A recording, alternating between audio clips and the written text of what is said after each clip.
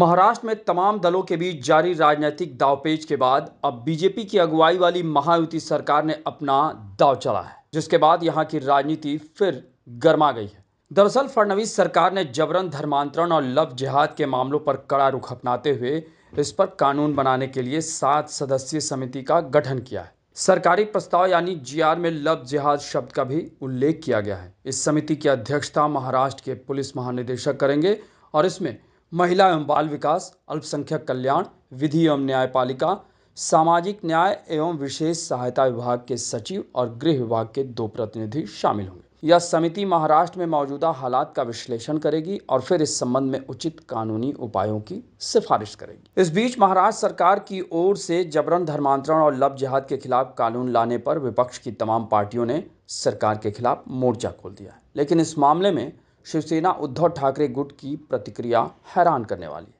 क्योंकि संजय राउत ने जो बयान दिया उससे तो यही लगता है कि उद्धव ठाकरे ने अब अपने पिता दिवंगत बाला साहेब ठाकरे की विचारधारा से पूरी तरह से मुंह मोड़ लिया है। तभी तो संजय राउत ने कहा कि इस सरकार ने फ्रॉड करके पैसा बांटकर चुनाव जीता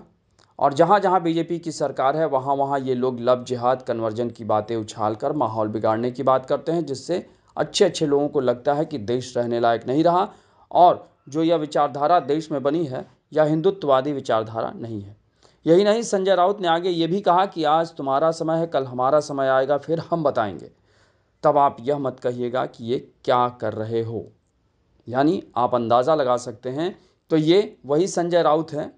जिनकी पार्टी कभी हिंदुत्व की विचारधारा को सबसे सर्वोपरि मानती थी। वहीं अगर बात करें सपा की महाराष्ट्र इकाई के अध्यक्ष और विधायक अबू आसिम आजमी की, तो उन्होंने भी इसे लेकर सवाल उठाए हैं। उन्होंने कहा कि ये मनमानी का एक तरीका है, क्योंकि जब मुस्लिम लड़के भी हिंदू धर्म अपना रहे हैं, मुस्लिम लड़कियां भी हिंदू लड़कों से शादी कर रही हैं और अगर यह सब संविधान में दिए गए अधिकारों के तहत हो रहा है तो इसमें क्या गलत है। लेकिन महाराष्ट्र सरकार का इस पर कानून बनाना व्यक्तिगत स्वतंत्रता पर प्रतिबंध लगाने का प्रयास है, जो देश के संविधान के खिलाफ है। लेकिन अबू आसिम आजमी भी लव जिहाद और जबरन धर्मांतरण को लेकर कहीं ना कहीं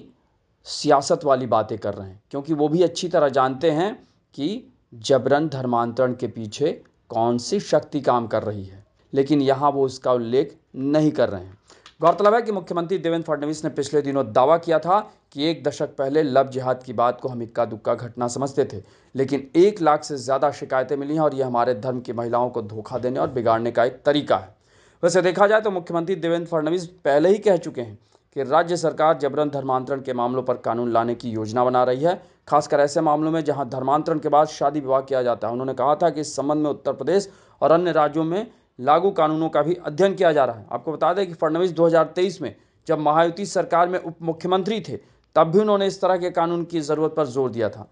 वहीं अगर बात करें भाजपा नेता नितेश राणे की या फिर महाराष्ट्र के तमाम हिंदू संगठनों की, तो वो राज्य में लव जिहाद रोकने के लिए कानून लागू करने की मांग पहले से करते रहे हैं। जैसा कि पहले से भी इस तरह के कानून और भी राज्यों में मौजूद हैं, जैसे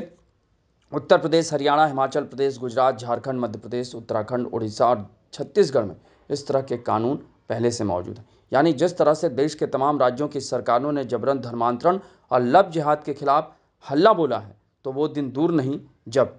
ये कहीं इतिहास हो जाएगा। आपको हमारी रिपोर्ट कैसी लगी उसे कमेंट बॉक्स में ज़रूर बताएं और अन्य खबरों से अपडेट रहने के लिए बने रहें हमारे साथ, क्योंकि हम हैं बुलंद भारत टीवी, ताकत आपकी।